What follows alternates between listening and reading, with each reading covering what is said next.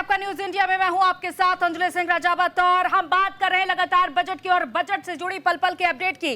फिलहाल ये अपडेट सामने आ रही है, संसद पहुंची है वित्त मंत्री निर्मला सीतारमण। बजट 2025-26 पर राष्ट्रपति से मंजूरी मिलने के बाद अब वो संसद भवन पहुंच चुकी है और अब कैबिनेट की बैठक होगी और कैबिनेट की बैठक के बाद तकरीबन 1 घंटे बाद बजट वित्त मंत्री निर्मला सीतारमण पेश करेंगी। तो संसद भवन में जहां तमाम जो अधिकारी हैं पहले से ही उनका इंतजार कर रहे हैं और वो अब संसद भवन पहुंच चुकी है। 2025-26 बजट 1 घंटे बाद पेश किया जाएगा, यानी कि किसके हिस्से में गुड लक आता है ये देखना अहम होगा। रोजगार के सृजन की बात हो रही है, एग्रीकल्चर की बात हो रही है, इंफ्रास्ट्रक्चर से लेकर जीडीपी ग्रोथ की बात हो रही है। तमाम ऐसी बड़ी बातें हैं जिन पर हम लगातार चर्चा भी कर रहे हैं और इस बार के बजट से काफी ज्यादा उम्मीदें भी हैं आम जनता को। और ये देखिए सीधे तस्वीरें, एक्सक्लूसिव तस्वीरें आपको दिखा रहे हैं। वो एनवलप हाथ में लिए हुए वित्त मंत्री निर्मला सीतारमण, उनके साथ वित्त राज्य मंत्री भी मौजूद है, तमाम अधिकारी भी उनके साथ मौजूद है, सचिव उनके साथ मौजूद है, वित्त सचिव। और ये सीधी तस्वीरें आप संसद भवन से देख पा रहे हैं जहां वित्त मंत्री निर्मला सीतारमण वित्त राज्य मंत्री और तमाम अधिकारियों के साथ अब कैबिनेट बैठक के लिए जाते हुए। तो राष्ट्रपति से मंजूरी मिली, वो भी तस्वीरें आपने देखी जब राष्ट्रपति द्रौपदी मुर्मू और वित्त मंत्री निर्मला सीतारमण नजर आई एक साथ, विमेन एम्पावरमेंट का बड़ा संदेश देते हुए। साथ ही हम आपको एक दूसरी तस्वीर से भी रूबरू करा रहे हैं। वित्त मंत्री रहते हुए निर्मला सीतारमण 8वीं बार बजट पेश करने जा रही हैं, एक नया रिकॉर्ड अपने नाम बनाने जा रही हैं। मोरारजी देसाई जिन्होंने अभी तक 10 बजट पेश किए, उनके रिकॉर्ड को भी तोड़ने जा रही है और 8वीं बार उनका ये बजट पेश हो रहा है। देखिए 11 बजे से बजट की शुरुआत हो जाएगी और ये संसद भवन से तस्वीरें एक हम आपको दिखा रहे हैं। फिलहाल आज की खास तस्वीरें तो देखिए, एक बार फिर से वो लिफाफा उनके हाथ में लहराता हुआ जिससे कि देश के लिए बजट खुलेगा और बजट का ये पिटारा हाथ में लिए हुए वित्त मंत्री निर्मला सीतारमण नजर आ रही हैं। किसके हिस्से में क्या कुछ खास रहने वाला है, इनकम टैक्स पेयर्स के लिए क्या इस बार कोई बड़ी छूट, बड़ी राहत मिलने वाली है, ये भी देखना अहम होगा। तो खुलेगा पिटारा 11 बजे और इस पिटारे से क्या कुछ निकालेंगी वित्त मंत्री निर्मला सीतारमण, बेसब्री से देश की जनता को इंतजार है। और दूसरी तस्वीर भी देखिए, एक तरफ महिला राष्ट्रपति और दूसरी तरफ महिला वित्त मंत्री। ये खास तस्वीर है आज की। बजट सेशन एक बार फिर से शुरू होने जा रहा है 11 बजे, लेकिन उससे पहले की हर एक तस्वीर से हम आपको रूबरू करा रहे हैं। तो समझना ये भी खास है कि इस बार किसानों के लिए क्या रहने वाला है, क्या किसान सम्मान निधि योजना और क्रेडिट कार्ड के अलावा भी कुछ देखने को मिलेगा। तो हर एक सेक्टर की जब बात हो रही है, हर एक सेक्टर के लिए क्या इस बार लेकर आई है केंद्र सरकार। वित्त मंत्री इस बार जब बजट सुनाएंगी पढ़कर, तो देखिए नज़र बनाकर रखिएगा न्यूज़ इंडिया पर और आपको हम बताते रहेंगे क्योंकि हमारे साथ एक्सपर्ट्स भी जुड़े हुए हैं, मेहमानों से भी हम चर्चा करेंगे। लेकिन एक बार फिर से वो तस्वीर हम आपको दिखा रहे हैं जब वित्त मंत्री पहुंची थी राष्ट्रपति द्रौपदी मुर्मू के पास, तो दही चीनी, क्योंकि दही चीनी जब भी किसी शुभ कार्य के लिए घर से निकलते हैं तो मुंह मीठा दही चीनी से कराया जाता है और यही कुछ करते हुए देखिए राष्ट्रपति द्रौपदी मुर्मू भी नजर आई थी, वित्त मंत्री निर्मला सीतारमण को दही चटा रही हैं, यानी कि दिन शुभ हो। और कल जब पीएम नरेंद्र मोदी ने मीडिया से वो मुखातिब हुए थे तब उन्होंने माँ लक्ष्मी को याद किया था और क्योंकि समृद्धि की देवी हैं सनातन में, तो ये तस्वीरें आपके सामने। और महिलाओं को घर की लक्ष्मी ही कहा जाता है और जब हाथ में वित्त मंत्री निर्मला सीतारमण खुद एक महिला है, राष्ट्रपति महिला है, तो ये इसका अर्थस्थिति संभाल रहे हैं प्रधानमंत्री जी के नेतृत्व में। तब से हमने pro people, pro poor, pro middle class ही बजट दिया है, अभी भी ऐसा ही होगा। चलिए, बजट कंटिन्यूटी में होगा और देश के कल्याण के लिए, गरीब के कल्याण के लिए और देश को विकसित बनाने के संकल्प की दिशा में एक नया और मजबूत कदम होगा। विपक्ष कह रहा है कि बजट से इनक्वालिटी बढ़ेगी। चलिए नंबर्स हैं वो भी मैन्युफैक्चर है बजट में।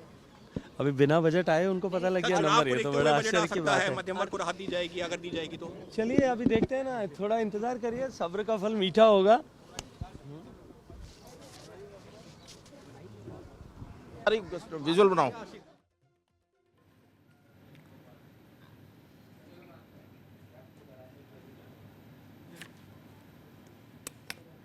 तो चर्चा के लिए हमारे साथ कुछ मेहमान जुड़ रहे हैं, हम आपका उनसे परिचय कराएंगे, लेकिन उससे पहले एक बड़ी खबर सामने आ रही है। बजट 2025-26 से पहले शेयर बाजार में बहार देखने को मिल रही है। बाजार खुलने के बाद बीएसई में 920 अंकों की बढ़ोतरी, 78,000 के आंकड़े के पास पहुंच चुका है बीएसई। एनएसई का निफ्टी 50 भी 310 अंकों तक उछला है, 23,000 के आंकड़े के पार पहुंच चुका है निफ्टी। तो ये बड़ी खबर और बड़ी खुशखबरी है शेयर बाजार के उन तमाम निवेशकों के लिए जो इंतजार कर रहे थे, क्योंकि बीते कुछ पिछले दिन अच्छे नहीं रहे थे उन निवेशकों के लिए। लेकिन अब ये देखा जा रहा है कि बहुत ही बड़ी ये देखिए राहत भरी खबर भी है, और इससे तो निवेशकों के चेहरे भी खिल उठे होंगे, क्योंकि रौनक आ गई है अब शेयर बाजार में भी। और 30 तारीख से ही हालांकि बढ़ोतरी देखी जा रही थी लगातार, अब आज लगातार तीसरे दिन भी ऐसा ही कुछ देखा गया। हालांकि आज शेयर बाजार बंद रहते हैं क्योंकि शनिवार है, आज के दिन बंद रहते हैं शेयर मार्केट, लेकिन आज बजट पेश होना है तो शेयर मार्केट भी खुले हुए हैं।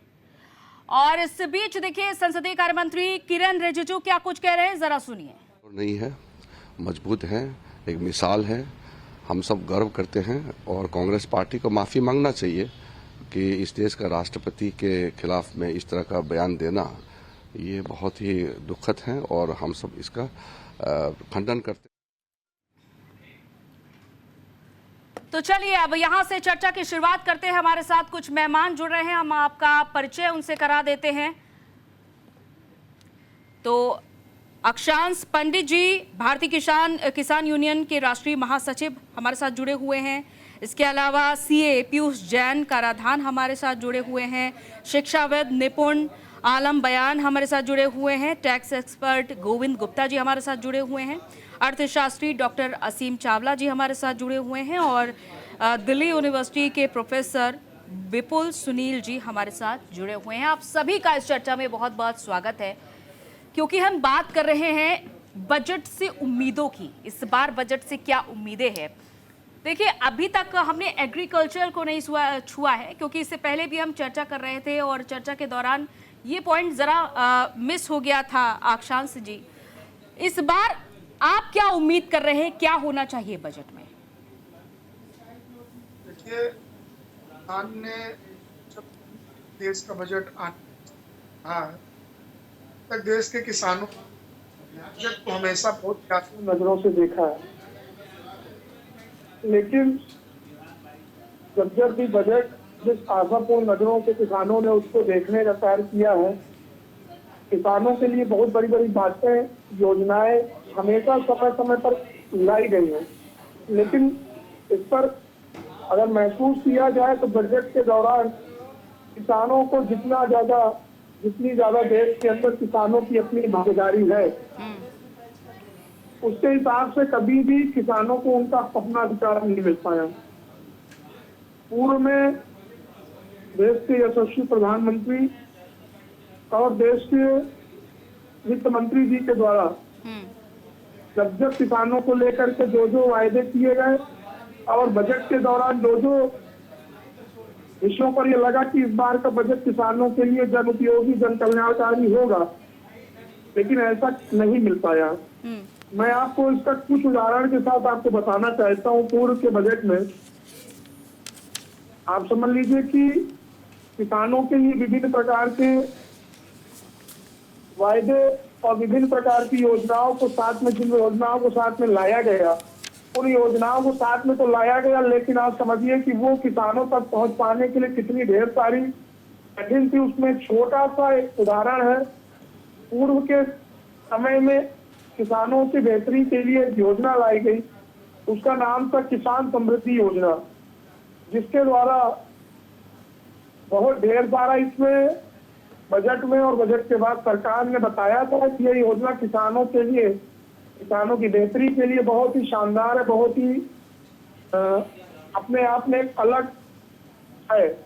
लेकिन आपको बताना चाहूंगा, अगर आपको इसके बारे में जानकारी होगी, क्योंकि मेरे पास बहुत ढेर सारे, हमारे साथ पैनल में बहुत ढेर सारे वित्त संबंधित मामलों के एक्सपर्ट लोग बैठे हैं, तो उन लोगों को अच्छे से भली भांति इन लोगों को ध्यान होगा और जानकारी होगी कि ये किसान समृद्धि योजना, जिसको किसान की समृद्धि की योजना बता करके लाया गया था, इससे इतने खतरनाक, इतने कठिन नॉर्म्स बनाए गए कि बहुत बड़ी चिल्ला करके बताया गया था कि किसान समृद्धि योजना आई है और किसानों को एक बढ़िया से सब्सिडी में लोन दिया जाएगा। जो किसान इसको लोन लेकर के नए अपना व्यवसाय व्यापार करके किसान को और कृषि को एक बेहतरी तक ले जाने का काम करेगा। लेकिन इसमें ठीक है, आप समझ लीजिए कि किसानों को ये योजना समृद्ध करने की योजना ना हो करके किसानों को परेशान करने की योजना पे कार्य किया। किसान क्रेडिट कार्ड तो ठीक था, लेकिन किसान समृद्धि योजना के अंतर्गत किसानों को अपनी जमीन मॉर्गेज करने के ना, मतलब उसको लाभ नहीं, नुकसान हुआ। आप लेकिन समझिए अब कि किसान क्या हुआ? समृद्धि योजना में बढ़ोतरी की उम्मीद जताई जा रही है डॉक्टर असीम चावला जी, क्योंकि ये बड़ा सवाल है अभी तक कि एग्रीकल्चर के लिए इस बार क्या होने वाला है, क्योंकि किसान ये कहते हैं कि हमारे लिए तो भाई कुछ है ही नहीं।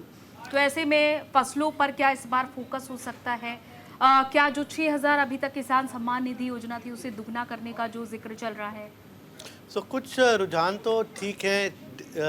जो नॉन इंस्टीट्यूशनल क्रेडिट है उसका डिक्लाइन काफ़ी हुआ है और credit flow to marginal farmers 2015 में अगर आप देखें तो वो 3 लाख करोड़ था, वो अब 14.4 लाख करोड़ हो गया। और increase in area under micro irrigation देखें तो वो 2005-10 का जो 5 साल का ब्लॉक था उसको आप 2015 और 23 से देखें तो कुछ बढ़ोतरी उसमें हुई है। परंपरागत कृषि विकास योजना है, उसके बाद नेशनल बैम्बू मिशन है, सॉयल हेल्थ कार्ड है, development in north east region में ऑर्गेनिक वैल्यू चेन है। ये कुछ इनिशिएटिव्स तो हैं, बट ओवरऑल बेसिस पे एक तरफ तो किसान की अपनी चैलेंजेस हैं और एक मध्यम और हमारे लिए एक लार्जर इशू जो फूड इन्फ्लेशन का है।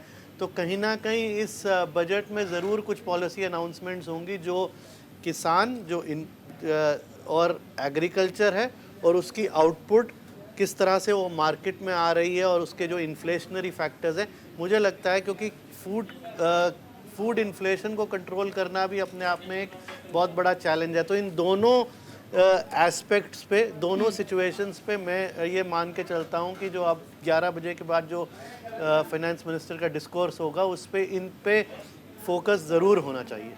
हाँ ठीक है। पीयूष जैन जी, क्योंकि सवाल आपसे ये भी कि हर सेक्टर को अपने लिए उम्मीदें होती हैं, जैसे कि स्टार्टअप इंडिया की हम बात कर लेते हैं। स्टार्टअप इंडिया ये माना जा रहा है कि कई लोग इससे लाभान्वित नहीं हो पा रहे हैं, युवा इससे वंचित रह जा रहे हैं, ये सिर्फ एक लेबल बनकर रह गया है। तो इस बार इस सेक्टर को क्या उम्मीदें करनी चाहिए? देखिए, स्टार्टअप जो है हमारे देश में जो अनएम्प्लॉयमेंट की प्रॉब्लम है उसको एड्रेस करने के लिए और एक नया जो आज युवा निकल रहा है उसकी जो इच्छाएं हैं उसको पूरा करने के लिए स्टार्टअप इंडिया जो स्कीम है वो एक बहुत ही अच्छी स्कीम है जो कि सभी को फायदा दे रही है, लोगों को उम्मीद दे रही है। लेकिन इसके अंदर जो सबसे बड़ी जरूरत है वो ये है कि आप उसको क्रेडिट कैसे प्रोवाइड करेंगे। आज जो लोग उम्मीद कर रहे हैं वो ये कर रहे हैं कि आज स्टार्टअप खोल तो लेते हैं लेकिन उसके बाद जब वो क्रेडिट लेने जाते हैं तो सभी को क्रेडिट नहीं मिलता है। आज अगर उस स्टार्टअप, कोई भी आप नया स्टार्टअप खोलते हैं तो उसके लिए जो लोन की रिक्वायरमेंट है वो बैंक आज भी आप पे इतनी लगा देता है कि आपको लोन नहीं मिलेगा। और अगर आपको लोन नहीं मिलेगा तो आप कोई भी सामान अगर खरीदने जाएंगे तो आप उसको विदाउट लोन खरीद नहीं पाएंगे, क्योंकि आपके पास स्टार्टअप होने की वजह से आपके पास पूंजी नहीं है। तो ये ज़रूर है कि आज जब आदमी बजट को सुनेगा तो वो ये उम्मीद करेगा कि हमारी फाइनेंस मिनिस्टर कुछ उसके लिए फंड एलोकेट करे जिसके अंदर एक इजी एक्सेस मिले, जिसमें डॉक्यूमेंटेशन कम हो जाए और एक इजी एक्सेस मिल जाए, जिसमें चाहे एक गारंटीड स्कीम निकाल दी जाए कि जो सिर्फ स्टार्टअप के लिए हो, जिसमें चाहे 50 लाख तक के लिए एक ऐसी स्कीम निकाली जाए जिसमें स्टार्टअप को उतना अगर क्रेडिट मिलेगा, चाहे अगेंस्ट उसके गुड्स मिले चाहे अगेंस्ट उसके ऑर्डर्स मिले, लेकिन एक ऐसी स्कीम बनाई जाए जिससे उसको फायदा हो। अदरवाइज क्या है कि आपने स्कीम बनाई लेकिन असल रूप में जो छोटे छोटे शहरों में स्टार्टअप्स खुले उन तक वो पहुंचा ही नहीं। आपने सिर्फ एक स्ट्रक्चर प्रोवाइड किया लेकिन जो एक्चुअल बेनिफिट है वो पहुंचेगा नहीं, और अगर एक्चुअल बेनिफिट नहीं पहुंचेगा तो बिजनेस ग्रो ही नहीं कर सकता। 3 साल बाद भी वो स्टार्टअप सिर्फ स्टार्टअप रहेगा, वो एक्चुअली एक मैच्योर बिजनेस बन ही नहीं पाएगा। लेकिन निपुण जी, अब अगर एजुकेशन सेक्टर की बात कर ली जाए, क्योंकि 2014 से लेकर अभी तक देखा गया है कि लगातार जो बजट आवंटित हुआ है शिक्षा के क्षेत्र के लिए, कौशल विकास के लिए बढ़ोतरी ही हुई है। क्या ये सफिशिएंट है या फिर इसमें और भी ज़्यादा बदलाव की उम्मीद है? क्योंकि अभी तक जो बजट पास हुआ इससे कितना फायदा हुआ है शिक्षा के क्षेत्र में? देखिए अंजलि, अगर हम बात करते हैं बजट की बात, देखिए एक बात बहुत बेसिक फंडामेंटल को हमको समझना पड़ेगा। हमारे बहुत सारे सेक्टर है, हेल्थ है, एजुकेशन है, इंफ्रा है, जो आपका डिफेंस है, रेल है, बहुत सारे आपका एरियाज़ हैं। अभी हमारे बीच में हमारे किसान भाई भी बैठे हैं, उनकी भी एक उम्मीदें हैं, एक मिडिल क्लास की उम्मीदें हैं, एक लोअर क्लास की उम्मीदें हैं। इसके अलावा अलग अलग सेक्टर हर कोई अपनी अपनी डिमांड करता है। सरकार को करना क्या पड़ता है? सरकार को करना ये पड़ता है कि हर सेक्टर के लिए कुछ ना कुछ आवंटित करना होगा। अगर हम एक सेक्टर फोकस कर दें, मान लें एजुकेशन फोकस कर दें, तो अदर सेक्टर में हमको क्या करना पड़ेगा? पैसा कम करना पड़ेगा। तो गवर्नमेंट जब भी कोई बजट बनाती है तो वो हर सेक्टर की इंपॉर्टेंस को देखते हुए, और जाहिर सी बात है देखिए एजुकेशन जो हम एक नारा भी देते हैं हमेशा, बढ़ेगा इंडिया तभी जब पढ़ेगा, तो पढ़ेगा इंडिया तो बढ़ेगा इंडिया, उस थ्योरी को हम बात करते हैं। लेकिन देखिए सबसे बड़ी समस्या आज हमारे सामने क्या है कि जब तक हम एक जॉब सीकर्स बने रहेंगे, जॉब क्रिएटर नहीं बनेंगे, तब तक बात बनने वाली नहीं है। और देखिए हमारी एजुकेशन सिस्टम में एक बड़ा चेंजेस किया गया गवर्नमेंट के द्वारा। फोकस ये किया जा रहा है कि केवल हम ये एजुकेशन इसलिए ना लें कि हमको केवल डिग्री लेनी है, हम कोशिश ये करें कि अपने स्किल्स डेवलप करें। जो अभी आप बोल रही थी स्टार्टअप इंडिया की हम बात कर रहे हैं, स्टैंड अप इंडिया की बात कर रहे हैं, स्किल डेवलपमेंट प्रोग्राम की हम बात कर रहे हैं। तो गवर्नमेंट का फोकस ये है कि एजुकेशन ऐसी हो कि व्यक्ति सेल्फ इंडिपेंडेंट बने। और आप देखिए जितनी हमारी एजुकेशन पॉलिसी, जो नई एजुकेशन पॉलिसी आई, उसमें भी इस बात का फोकस किया गया। बजट के अंदर इस बात का फोकस है कि गवर्नमेंट ये फोकस कर रही है कि बच्चा जब 12th करे, ग्रेजुएशन करे, तो वो कुछ ऐसा कार्य कर सके, इस प्रकार का कार्य कर सके कि वो गवर्नमेंट की ओर ना देखे, वो सेल्फ डिपेंडेंट हो, गवर्नमेंट की ओर ना हो, बल्कि जॉब क्रिएटर बने, खुद भी रोजगार करे, औरों को भी रोजगार दे। देखिए शिक्षा का मकसद हम बात करेंगे इसको नैतिक बनाना, अच्छे इंसान बनाना, वो एक अलग बात है, वो एक अलग पहलू है। लेकिन जाहिर सी बात हम एजुकेशन ले रहे तो किस लिए? कि ताकि हम सेल्फ डिपेंडेंट हो सकें। तो गवर्नमेंट का फोकस अब ये है कि जब प्रोफेशनल बने, या हम आपका एंटरप्रेन्योरशिप में हम लोग जाएं, या हम लोग क्या करें जॉब में जाएं, लेकिन जॉब में कौन सी गवर्नमेंट भी नहीं बल्कि प्राइवेट सेक्टर में भी जाएं। तो फोकस है स्किल्ड के ऊपर, और मुझे लगता है गवर्नमेंट का बजट जो है इस बार उसी तरह का एजुकेशन फोकस रहेगा, क्योंकि एजुकेशन ही वो माध्यम है कि भारत के यूथ को जो है, आप देखते हैं दुनिया का सबसे बड़ा यूथ आज हमारे पास में है, और उस यूथ को अगर हम यूज नहीं करेंगे तो सर आपको रोकना चाहूंगी बीच में और माफी चाहूंगी। मनीष तिवारी इस बीच क्या कुछ कह रहे हैं, सुनिए। Where are those jobs? You talk to any elected member of parliament and he'll tell you how every day early in the morning when they meet people, they are inundated with job applications. You know, people who've done their MAs and PhDs and who've done their BTechs and MTechs are actually looking for subpar jobs in order to just make a living. So, therefore, under those circumstances, you can grandstand once a year, because whatever commitments you make, they are not really checked by Parliament, unfortunately, against the outcomes of those commitments. There's a ritualistic outcome document which is given, which is more bureaucraties than anything else. So I think you need to take a hard look as where do we stand as an economy, and those opening paragraphs of the economic survey, para 10 to para 20, which deal with the Indian economic situation, I think are perhaps the most comprehensive, holistic indictment of the non-performance of this government on the economic front. Sir आज budget पेश करेंगे वित्त मंत्री, आपने कहा कि और चलिए इस बीच एक बड़ी खबर का रुख कर लेते हैं। वित्त मंत्री ने बिहार की साड़ी पहनी है, मधुबनी पेंटिंग वाली। इस बार वो साड़ी पहने हुए नजर आई हैं। पद्मश्री दुलारी देवी ने ये साड़ी वित्त मंत्री निर्मला सीतारमण को गिफ्ट की थी। और आज जब विशेष दिन है, इंपॉर्टेंट डे, बजट का दिन है, तो इस दिन ही उन्होंने पहनने की रिक्वेस्ट की थी। और आज ये वित्त मंत्री निर्मला सीतारमण बिहार के मधुबनी पद्मश्री दुलारी देवी ने ये साड़ी उन्हें गिफ्ट की थी, जो आप इस तस्वीर में उन्हें पहने हुए देख पा रहे हैं। सफेद रंग की साड़ी है, गोल्डन बॉर्डर है और नीले रंग की इसमें पेंटिंग नजर आ रही है। और आज इस खास मौके पर निर्मला सीतारमण ने ये साड़ी वेयर भी की है और एक बड़ा संदेश भी दिया है। या यूँ कह लीजिए कि जिस स्टार्टअप इंडिया की हम अभी तक बात कर रहे थे, स्किल डेवलपमेंट की हम चर्चा कर रहे थे, वो एक बड़ा संदेश निर्मला सीतारमण ने यहाँ पर ये साड़ी पहनकर दिया। हालांकि 2019 से लेकर अभी तक हर एक बजट पर उन्होंने अलग अलग रंग की साड़ियाँ पहनी हैं, अलग अलग जगह की साड़ियाँ पहनी हैं, ये भी चर्चा का विषय बनी रही है। और देखिए, अब हम आपको कुछ तस्वीरें दिखाने जा रहे हैं। जरा स्क्रीन पर लाइएगा वो तस्वीरें। ये अलग अलग तस्वीरें हम आपको दिखा रहे हैं। तो देखिए 5 जुलाई 2019 पहली तस्वीर है हमारे सामने। 1 फरवरी 2020 में उन्होंने पीले रंग की साड़ी पहनी थी।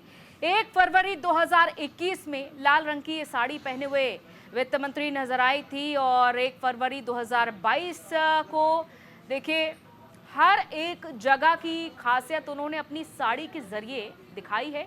1 फरवरी 2023 और 22 जुलाई 2024। तो ये देखिए 6 तस्वीरें आपकी टीवी स्क्रीन पर 2019 से लेकर 2024 तक। अब आज 2025 की भी तस्वीर से हम आपको रूबरू करा रहे हैं, जब वित्त मंत्री निर्मला सीतारमण कैबिनेट बैठक के लिए पहुंची हुई है। संसद भवन में वो मौजूद हैं और इस बैठक के बाद अब 11 बजे यानी कि महज 30 मिनट बचे हुए हैं बजट सेशन को शुरू होने में। बजट से जुड़ी हर एक तस्वीर से हम आपको रूबरू करा रहे हैं। इस बीच ये बड़ी अपडेट, संसद भवन में केंद्रीय कैबिनेट की बैठक शुरू हो चुकी है। बैठक में बजट 2025-26 किया पेश। तो वित्त मंत्री ने कैबिनेट बैठक में बजट पेश किया है। 2025-26 बजट पेश कर दिया है। बजट को केंद्रीय कैबिनेट की मंजूरी मिलने के बाद अब थोड़ी ही देर में संसद में बजट पेश किया जाना है। तो वित्त मंत्री निर्मला सीतारमण इस समय संसद भवन में मौजूद हैं। कैबिनेट की बैठक शुरू हो चुकी है और कैबिनेट की मंजूरी मिलने के बाद बजट पेश किया जाएगा 11 बजे।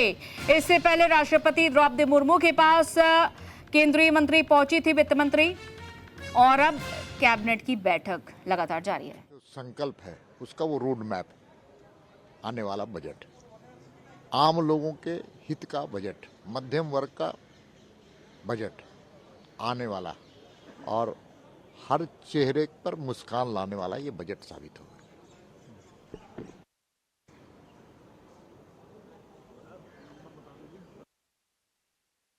करने जा रही है, बजट से क्या एक्सपेक्टेशंस है आपको? बजट से सबसे बड़ा एक्सपेक्टेशन तो है कि जो वायदे किए थे 2 करोड़ को हर साल काम देने का, नौकरी देने का, नौकरियां छीन रही हैं। तो मैं समझता हूँ अभी तो उनको आई होगी अकल। 400 पार की बात करते, 240 पे जनता ने उनको ठीक किया है।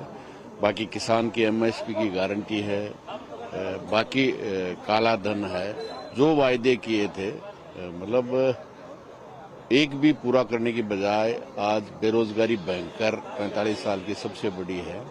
किसान घोषित MSP भी नहीं मिल रही है। 2000 रुपये प्रति क्विंटल का नुकसान मूंगफली और मूंग में हुआ है। बाजरा 1 क्विंटल भी खरीदा नहीं गया, जबकि वेलेट की बात करते हैं कि ये जो मोटा धान है उसको हम खरीदेंगे। तो किसी भी तरह से आम जनता के लिए करने की बजाय बड़ी बड़ी कंपनियों को, सबसे खतरनाक तो वो है काले कानून वापस हो गए। लेकिन अभी मंडी में पब्लिक पार्टनरशिप के नाम से तमाम मंडियां देश की बड़ी बड़ी कंपनियों को देने का ऑर्डर अभी निकाला है, जिसके खिलाफ पूरे देश का किसान लड़ रहा है।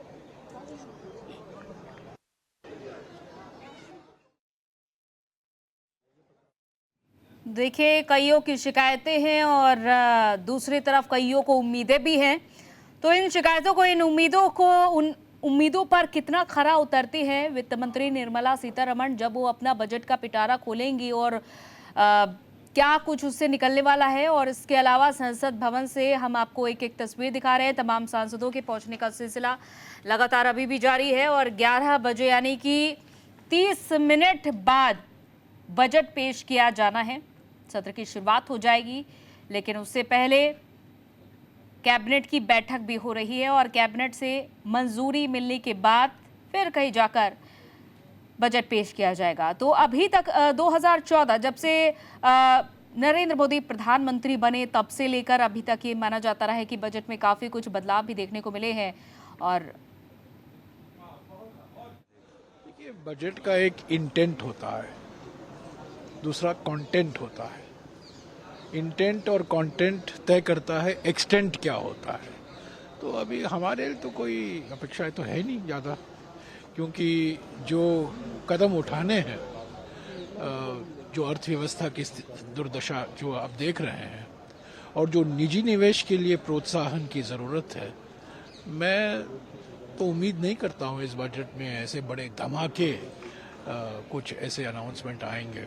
पर देखिए, मध्य वर्गों के लिए क्या राहत मिलेगा, सामाजिक सुरक्षा, सामाजिक कल्याण कार्यक्रम के लिए क्या एलोकेशन होगा, पर खास तौर से मध्य वर्गों के लिए टैक्स रिलीफ मिलेगा कि नहीं, निजी निवेशकों को प्रोत्साहन मिलेगा कि नहीं, और ये कर आतंकवाद जो है पिछले 10 साल से जो चल रहा है, क्या उससे हमें छुटकारा मिलेगा, निवेशकों को छुटकारा मिलेगा।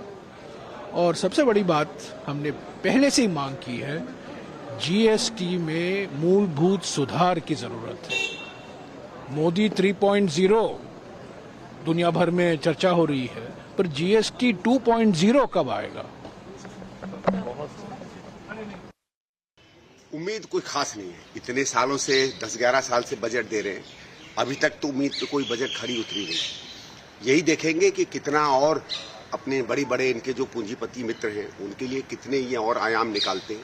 ये क्या करते हैं, कुछ ऐसी चीजें जोर से अनाउंस कर देते हैं जिसमें लोगों को लगता है कि जनहित में, गरीबों के हित में ये बहुत कुछ पैसा दे रहे हैं, और पीछे से अपने बड़े मित्रों को, पैसे वालों को, सबको कहीं ना कहीं ये मदद करते रहते हैं। तो मुझे लगता नहीं है कि आज की बजट भी उनसे कुछ अलग होगी। हाँ, ये है कि दिल्ली का चुनाव चल रहा है, तो दिल्ली के बनस्पत, क्योंकि दिल्ली में भारतीय जनता पार्टी को दिख रहा है कि कुछ वो बन नहीं पा रहे, तो हो सकता है कुछ टैक्स के माध्यम से, कुछ और माध्यम से कुछ लोक लुभावने वायदे करें। इतना ही कह सकता हूं मैं बजट के बारे में। बजट से उम्मीद है कि टैक्स पेयर पे थोड़ा बोझ कम होना चाहिए। इनकम टैक्स में हमें लगता है कि ज्यादा छूट देने की आवश्यकता है, और महंगाई बढ़ रही है, आपको पता है, और यही है उम्मीद तो अभी ऑनरेबल फाइनेंस मिनिस्टर से। आम जनता के लिए देखिए, महंगाई तो बढ़ रही है, उसमें तो कोई दो राय है नहीं। जो चीजों के दाम है, बेसिक यूटिलिटीज है, तेल है, आटा, दाल, चावल, इसके प्राइस बहुत ज्यादा बढ़े हैं अभी पिछले, उसमें थोड़ा सा जरूरत है उनको उसको कंट्रोल करने की।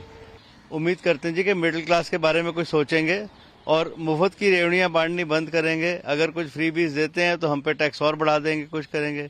और वैसे भी टैक्स की आवश्यकता तो है नहीं इनकम टैक्स की, जीएसटी में बहुत कलेक्शन आ रहा है, तो इनकम टैक्स को खत्म करना चाहिए या कम से कम करना चाहिए इनको। उम्मीद यही है, जो टैक्स की जो लाइबिलिटीज बहुत सारे लोगों पे डली हुई है, खासकर मिडिल क्लास पे या पुअर को कह लें, रिच पे भी कह लें, एक सिस्टम ऐसा होना चाहिए सबके लिए जेनरिक हो। अगर कोई टैक्स है तो 5% फ्लैट हो, 6% फ्लैट हो, जिससे ये जो रिडम्पशन है, ये लेना है, इनपुट लेना है, नहीं लेना है, नॉर्मल लोगों को पता ही नहीं है जीएसटी में कैसे काम किया जाता है। जो बता दिया जाता है लोग उस पर काम करते हैं, जो बिल्कुल ठीक नहीं है।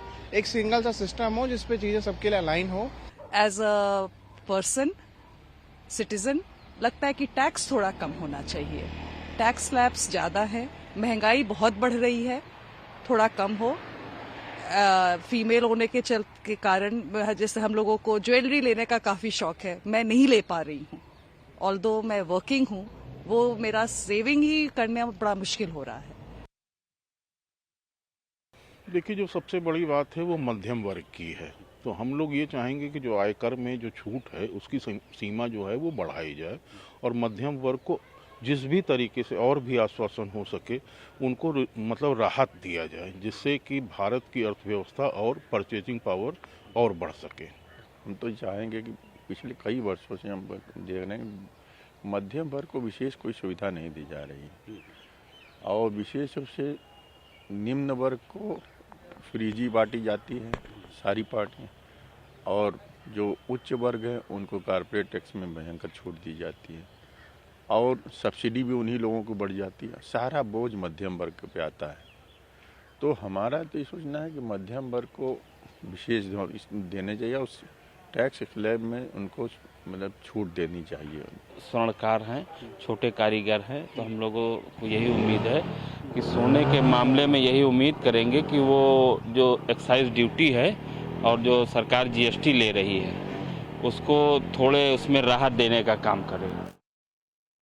बजट मायूस ना करे, बजट आम लोगों को मायूस ना करे। बजट से महत्वपूर्ण है अभी भी कुंभ में लोग अपने मोबाइल पे तस्वीर लेकर के, लोग खोया पाया केंद्र को पर जाकर के, और जगह जगह लोग जा रहे हैं और अपनों को ढूंढ रहे हैं। बेटा माँ को ढूंढ रहा है, बेटा पिता को ढूंढ रहा है, कोई नानी को ढूंढ रहा है, कोई अपनी बहू के लिए। सबसे मेन तो ये है सैलरीड पीपल के लिए कुछ स्लैब्स में कुछ रिलैक्सेशन होना चाहिए। सबसे मेन जो आजकल बहुत सालों से नहीं हुआ है वही जगह पर यही एक सबसे के लिए। ऐसे भी एवरी ईयर देते हैं कंसेशन, लेकिन ओवरऑल के लिए स्लैब्स में सैलरीड पीपल के लिए कोई चेंज नहीं हो रहा है। सो उसमें मीन्स अपेक्षित है कि एटलीस्ट ये टाइम पे कुछ तो मिलेगा। महंगाई कंट्रोल में रहनी चाहिए कि मतलब एक कॉमन आदमी भी, आम आदमी अपना खा पी सके, चल सके। सब जो अभी लोअर क्लास है वो और भी थोड़ा डेवलप करे, जैसे कि मतलब अभी रोड का और इसका सबसे अच्छा हो गया। इस टाइप का अगर बजट में भी रहता कि मतलब कॉमन आदमी आराम से खा सके, अपना परिवार चला सके, that will be much better. Tax slab के लिए क्या कहना चाहेंगे? टैक्स स्लैब के लिए कम से कम 10 से 15 लाख वालों को थोड़ा एकदम सेफ रहे, फिर कम हो जाए थोड़ा टैक्स।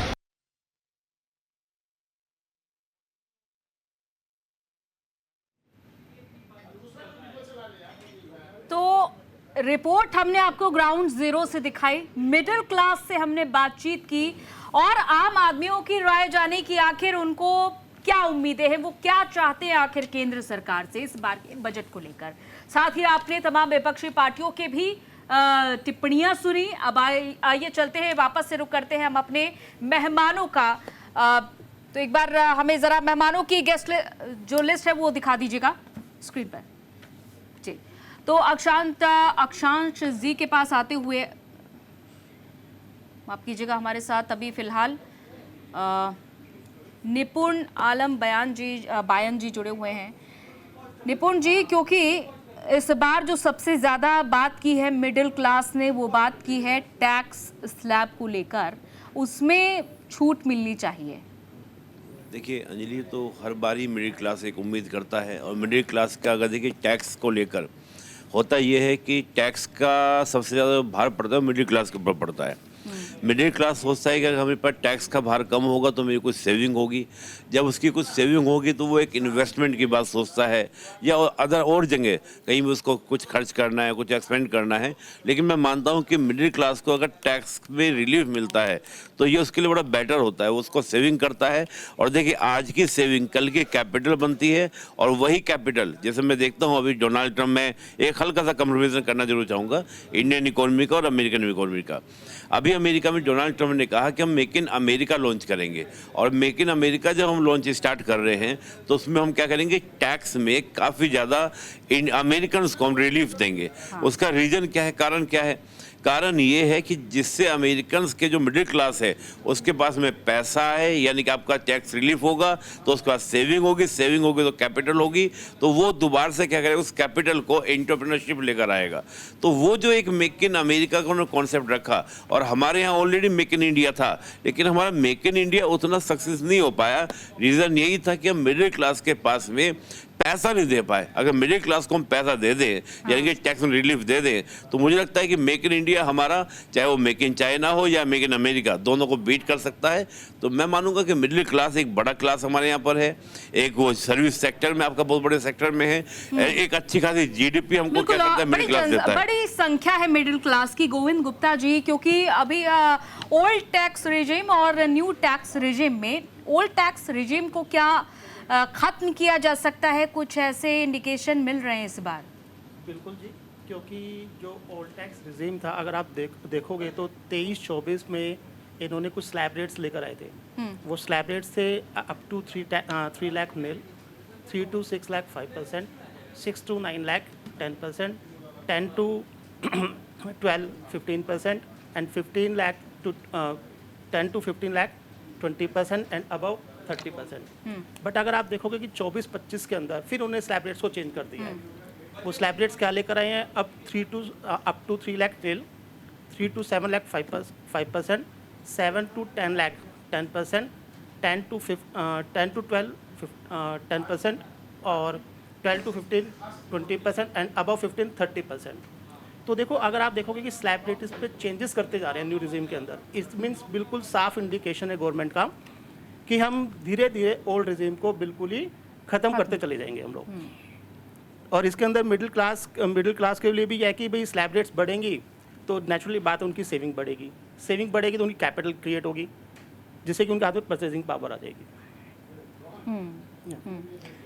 लेकिन देखिए, जैसा कि अभी हमसे थोड़ी देर पहले चर्चा हो रही थी, निपुण जी ने कहा कि जॉब क्रिएटर बनना सबसे ज़्यादा ज़रूरी है, क्योंकि हालांकि सबसे ज़्यादा जो सैलरीड क्लास लोग हैं, नौकरी युवा ढूंढ रहे हैं, युवाओं की यही शिकायत है कि रोज़गार के लिए अभी तक ऐसा कुछ खास किया नहीं गया है। पीयूष जैन जी, तो इस बार क्या उम्मीद की जाए, क्या युवाओं के लिए कुछ खास लेकर आने वाली है केंद्र सरकार अपने पिटारे में? सरकार ने लास्ट टाइम भी नई स्कीम लॉन्च करी है, जिसमें नैप स्कीम लॉन्च करी है, जिसमें नेशनल अप्रेंटिस स्कीम है, जिसमें अगर आप कोई भी इंडस्ट्री एक किसी भी नए युवा को रखती है, a portion of the salary of that युवा is actually borne by the government, तो उसके लिए फंड बनाया था। नाउ सरकार और additionally employment link incentives offer कर रही है। देयर आर फ्यू सेक्शंस जो कि आज भी इनकम टैक्स में ऐसे हैं जिसमें अगर आप 25,000 से नीचे के लोग रखते हैं तो आपको उसका इंसेंटिव मिलता है, एडिशनल डिडक्शन मिलती है।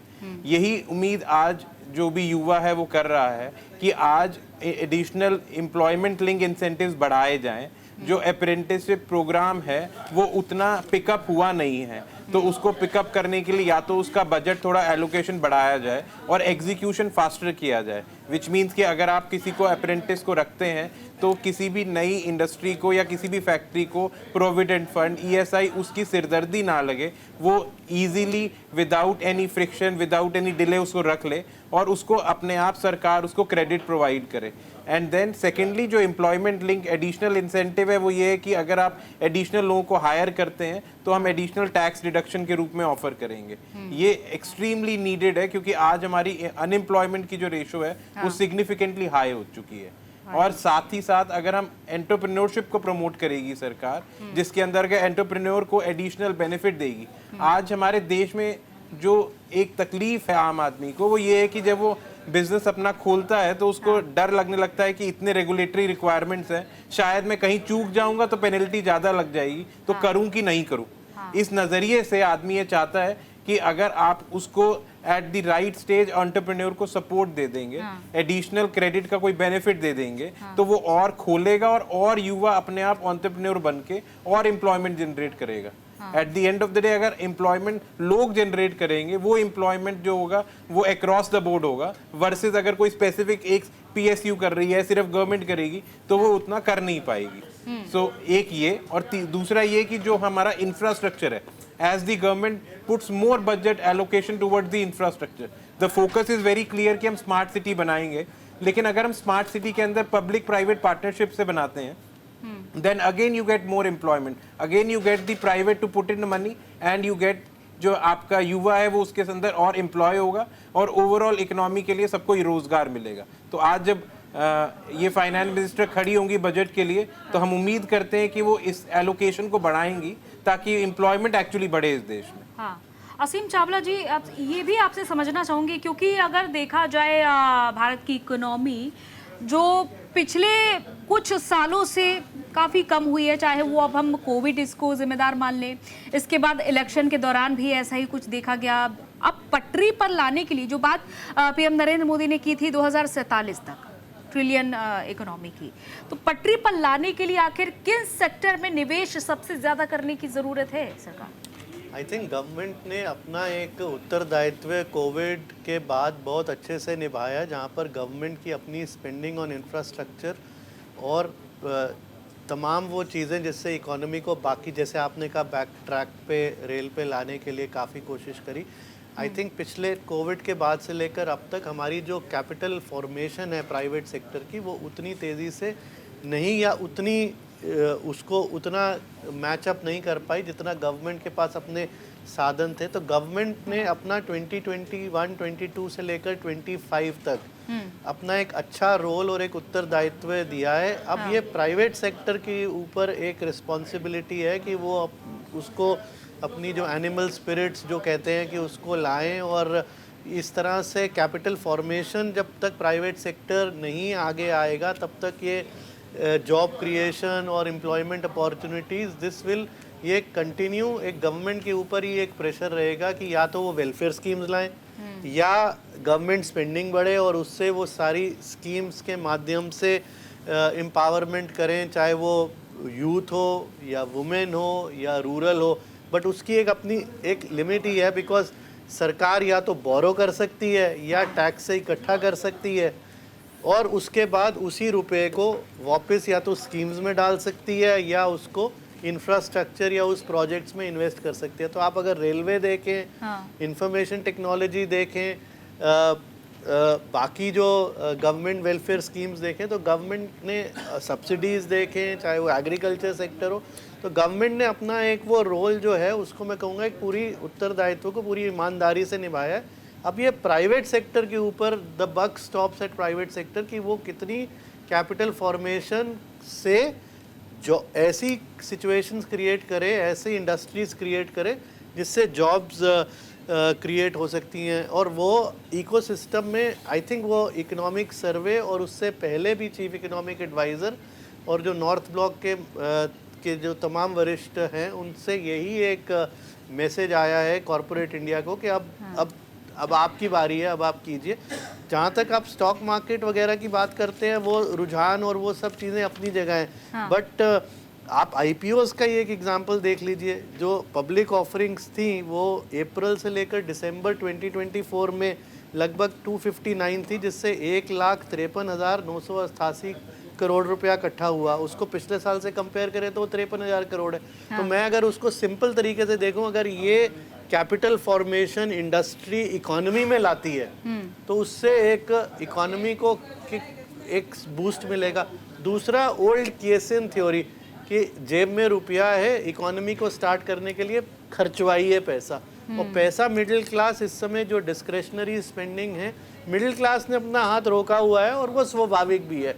इन्फ्लेशन की मार है, ठीक है, टैक्सेस में न्यू स्कीम में 72% ऑप्ट इन किए हैं न्यू स्कीम में, हाँ। बट अगर मिडिल क्लास अपने हाथ रोक लेती है तो इसका सीधा सीधा एग्जाम्पल आप एक ही कंक्लूजन निकाल सकते हैं कि मिडिल क्लास कॉन्फिडेंट नहीं है आने वाले रुझान को लेके। तो अगर मिडिल क्लास कॉन्फिडेंट नहीं है तो उसको कॉन्फिडेंस कैसे लाएंगे? आप इंडस्ट्री को कहेंगे कि देखिए बूस्ट करें। तो आप या तो मिडिल क्लास में कॉन्फिडेंस लाइए और उधर प्राइवेट सेक्टर को कहिए कि वो कैपिटल फॉर्मेशन में पार्टिसिपेट करे। इस समय प्राइवेट सेक्टर का रोल कैपिटल फॉर्मेशन और नेशन बिल्डिंग में उतना it has never been as important as it is now, because government ये एंडलेसली नहीं कर सकती। निपुण जी, क्योंकि जब बात आ रही है रोजगार की, युवाओं की, मिडिल क्लास की, क्योंकि कॉरपोरेट सेक्टर में मुनाफा तो हुआ है कहीं हद तक, लेकिन सैलरी उतनी इंक्रीज नहीं उतनी तेजी से जितनी महंगाई दर जितनी तेजी से बढ़ी है। नहीं, देखिए, अगर हम बात करते हैं महंगाई दर की, तो महंगाई दर तो 5 से नीचे ही हमारी रही है, 5 से नीचे रही है। और 5 से नीचे रहना तो एक अच्छा माना जाता है कि महंगाई उस दर रेशियो से नहीं बढ़ी है हाँ, सैलरी। हाँ, सैलरी की अगर हम बात करते हैं, देखिए सैलरी की बात यही है कि जब हमारे पास फंड, अभी जो हमारा पूरा इंडस्ट्री की हम बात करते हैं, तो इंडस्ट्री के पास जब फंड ऑलरेडी कम होंगे तो सैलरी की वृद्धि की उम्मीद थोड़ा सा हमको डिले करना पड़ेगा। ये बात फैक्ट है कि जितना हमारे यहाँ पर सैलरी मिलती है वो काफ़ी कम मिलती है अगर हम अदर कंट्री से तुलना करें। लेकिन ये भी हमको देखना होगा कि हम एक डेवलपिंग नेशन हैं, हम एक डेवलप नेशन नहीं है। तो हम होप करने लगे कि अमेरिका, ब्रिटेन में जो इस प्रकार सैलरी मिलती है वो भारत में मिले, उस हिसाब से हमको नहीं देखने को मिलेगा। लेकिन देखिए, फिर भी मैं कहूँगा कि अगर हम महंगाई दर की बात करते हैं और हम बात करते हैं कि जॉब की सैलरी की, देखिए जॉब में बहुत सारी चीज़ें बदली हैं। एक ट्रेडिशनल जो जॉब था वो चीज़ बदली है, ऑनलाइन सेक्टर आपका बहुत बड़ा डेवलप हुआ है, एक अच्छे लोग पैकेज भी अभी ले रहे हैं। मैं देखता हूँ कई सेक्टर ऐसे हैं जो समय की मांग के अनुसार आप चूज़ करते हैं तो उसमें एक हाई पैकेज आपको मिल रहा है। जैसे हम एआई की बात करें, एआई में इस समय जो भी बच्चा कोर्स करके, जो भी यूथ कोर्स करके जा रहा है, कहीं भी कुछ उसको एआई आता है अच्छे से, उसको अच्छे अच्छे पैकेज मिले, 1 करोड़ तक के पैकेज आपको मिल रहे हैं। तो मैं मानता हूँ कि टाइम के अकॉर्डिंग जब परिवर्तन आता है, उस परिवर्तन के अकॉर्डिंग यूथ को अपने को डालना भी चाहिए। और एक बड़ी बात यहाँ पर भी, जैसे भाई साहब बोल रहे थे, मेरे से पूर्ववर्ती बोल रहे थे, देखिए गवर्नमेंट का अभी जो पूरा फोकस है वो फोकस है इंफ्रास्ट्रक्चर को डेवलप करने में। देखिए एक सिंपल सी बात है, अगर हमें किसी भी कंट्री की इकोनॉमी को डेवलप करना है, इकोनॉमी को बूस्ट करना है, तो उस इकोनॉमी की एक बिल्डिंग होती है, बिल्डिंग की होती है आपकी 4 दीवारियाँ। तो 4 दीवारें की मैं बात करूंगा तो ये हाईवे, ये रेलवे प्रोजेक्ट्स, तमाम तरह जो है, ये जो इंफ्रास्ट्रक्चर है, ये रेडी होगा तो ऑलरेडी इन्वेस्टर बाहर से आएंगे। देखिए इन्वेस्टमेंट, अगर हम अपने कैपिटलिस्ट की बात करते हैं, अपने जो इंडस्ट्रियल की हम बात करते हैं कि इंफ्रास्ट्रक्चर पर थोड़ा ज्यादा फोकस करने की जरूरत है। अब देखना होगा क्योंकि काउंटडाउन शुरू हो चुका है, 6 मिनट का वक्त बाकी है।